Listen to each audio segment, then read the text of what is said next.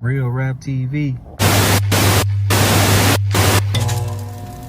I mean, it definitely was a loss, you know what I'm saying? A great loss. I feel for his family, you know what I'm saying? But at the same time, I can't be the one to sit there and really just stress over somebody else, you know what I'm saying? At that time, I was going through my own problems, you know what I'm saying? My man Bust, you just move with such stamina. Slugs missed ya, I ain't mad at ya. Slugs rushing, gun busting, concussions. Catch cases, come out frontin', dirty like cleats. Run up in your crib, wrap you in your polo sheets. Six up in your wig piece, nigga deceased. Why, may you rest in peace. When we see each other, we gonna see each other. Until then, I'm gonna make good music and he gonna make whatever he make. You know what I'm saying? Whatever is whatever. If I was a broke motherfucker, he wouldn't have nothing to say about me. Right. He shot himself. He ain't really get shot in the head. He got pistol whipped. It was a personal beef, you know what I'm saying? And I figure like this, that man has passed away. We just need to just let that be it. Real Rap TV, what's realer? What it is, my people.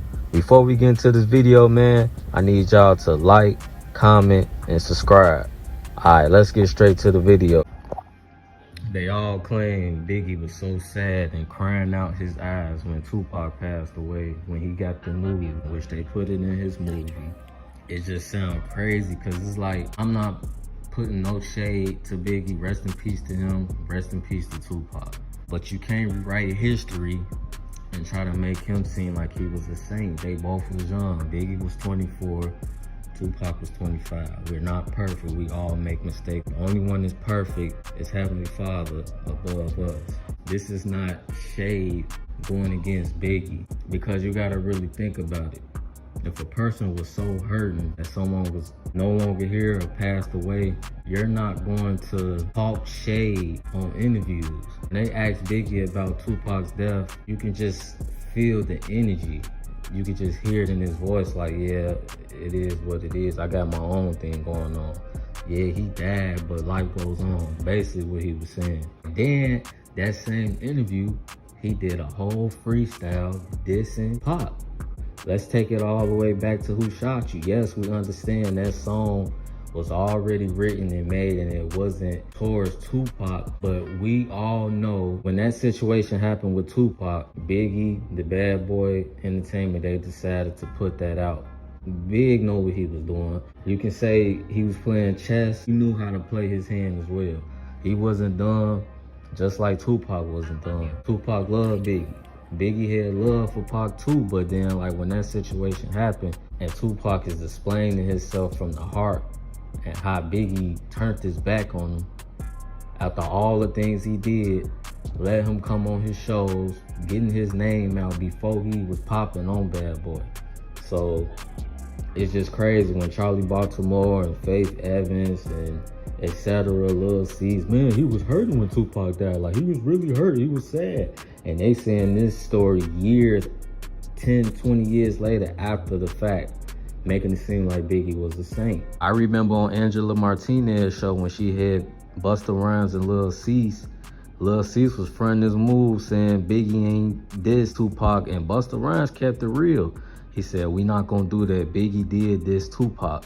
But some reason, I cannot find that interview nowhere. Angela Martinez, she put it in the safe, just like the same interview she did with Tupac when he was talking about New York niggas. It's nowhere, she got it in the safe. It's nowhere you can find it. And it's kind of crazy how she did that, because Biggie did this song about Tupac, and a lot of people from these interviews saying, yeah, Biggie never talked about Tupac, he loved Tupac. That's the stuff I don't like, because I feel like it's almost 30 years later and y'all still pretending like Biggie was a saint. He really had a full heart love for Tupac. Knock it off. That's the only thing I have an issue with. Even with the song Going Back to Cali, I feel like, in my opinion, that was a subliminal diss to Tupac, saying he going back to Cali. And then in real life, he came to Cali too early, 6 months after Tupac's death, and thought everything was chicken ass, and that's what happened to him.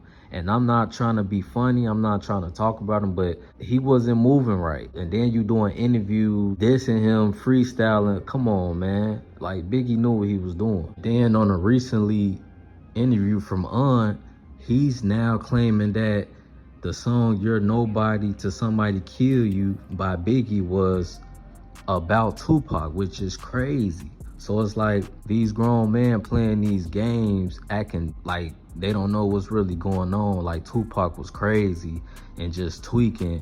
If that was the case, you're not gonna get on interviews dissing them. You're not gonna be talking wild about Tupac. You're not gonna be doing none of that. So I just feel like this is the facts. This is what it is. He had them songs in the chamber, but he ain't put none of them out until Tupac was gone. That's not real. If it ain't directed and respected, how y'all don't see that? People won't say things when that person is here on earth, but then when that person is not longer here come these subliminal diss records. And that's what New York do. They very subliminal. And Tupac is from New York. And he had the best of both worlds because he's from New York, lived in New York, and lived in LA.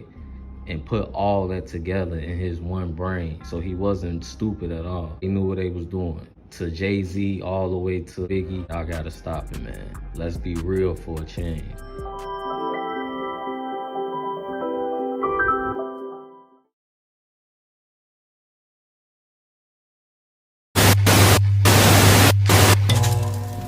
Real Rap TV.